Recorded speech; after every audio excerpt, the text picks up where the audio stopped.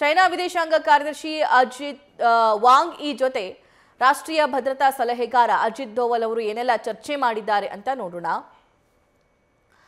ಜಮ್ಮು ಕಾಶ್ಮೀರದ ಪಹಲ್ಗಾಮ್ನಲ್ಲಿ ಏಪ್ರಿಲ್ 22ರಂದು ಉಗ್ರರ ಅಟ್ಯಾಕ್ ಏನಾಯ್ತಲ್ಲ, ಅದರಲ್ಲಿ 26 ಜನ ಪುರುಷರು ಸಾವನ್ನಪ್ತಾರೆ. ಧರ್ಮ ಕೇಳಿ ಕೇಳಿ ಹೊಡೆದಂತಹ ಅಟ್ಯಾಕ್ ಅದು. ಆ ಟೆರರ್ ಅಟ್ಯಾಕ್ ಬಗ್ಗೆ ಸಂಪೂರ್ಣ ಚಿತ್ರಣವನ್ನ ಮತ್ತು ಮಾಹಿತಿಯನ್ನ ವಾಂಗ್ ಈ ವಿದೇಶಾಂಗ ಸಚಿವ ಚೈನಾದ್ದು ಅವರ ಜೊತೆ ಹಂಚಿಕೊಂಡಿದ್ದಾರೆ ಅಜಿತ್ ದೋವಲ್.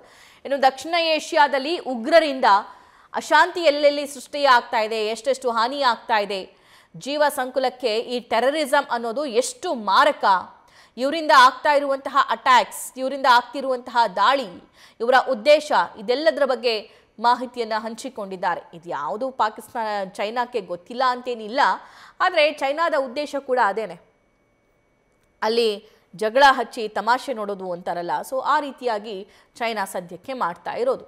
ಇನ್ನು ಪಾಕ್ ಉಗ್ರರಿಂದ ಭಾರತಕ್ಕೆ ಉಂಟಾಗ್ತಾ ಇರುವ ಸಮಸ್ಯೆಗಳು, ಪದೇ ಪದೇ ಟೆರರ್ ಅಟ್ಯಾಕ್ಗಳು ಆಗೋದು, ನಮ್ಮ ಸೈನಿಕರನ್ನ ಕಳ್ಕೊಳ್ಳೋದು, ನಮ್ಮ ಸಿವಿಲಿಯನ್ಸ್ನ ಕಳ್ಕೊಳ್ಳೋದು, ವಿದೇಶಿ ಪ್ರಜೆಗಳು ಇಲ್ಲಿ ಪ್ರವಾಸಕ್ಕಂತ ಬಂದಾಗ ಅವರ ನೆಮ್ಮದಿ, ಅವರ ಶಾಂತಿಯನ್ನ ಭಂಗ ತರೋದು, ನಮ್ಮ ಪ್ರಮುಖ ಸ್ಥಳಗಳಲ್ಲಿ ಬಾಂಬ್ಗಳನ್ನು ಇರಿಸೋದು, ಇಲ್ಲಿನ ಜನರಿಗೆ ಟ್ರೈನಿಂಗ್ ಕೊಡೋದು, ಇಂತಹ ಸಾಕಷ್ಟು ಜಿಹಾದಿ ಮನಸ್ಥಿತಿಗಳಾಗಿರಬಹುದು, ಟೆರರಿಸಂ ಆಗಿರಬಹುದು, ಇದರಿಂದ ಭಾರತಕ್ಕೆ ಸಾಕಷ್ಟು ನಷ್ಟವಾಗಿದೆ. ಇದನ್ನು ಎಲ್ಲಿವರೆಗೆ ಸಹಿಸಿಕೊಳ್ಳೋದು ಅನ್ನೋದ್ರ ಬಗ್ಗೆ ಅಜಿತ್ ದೋವಲ್ ವಾಂಗಿ ಜೊತೆ ಮಾತಾಡಿದ್ದಾರೆ.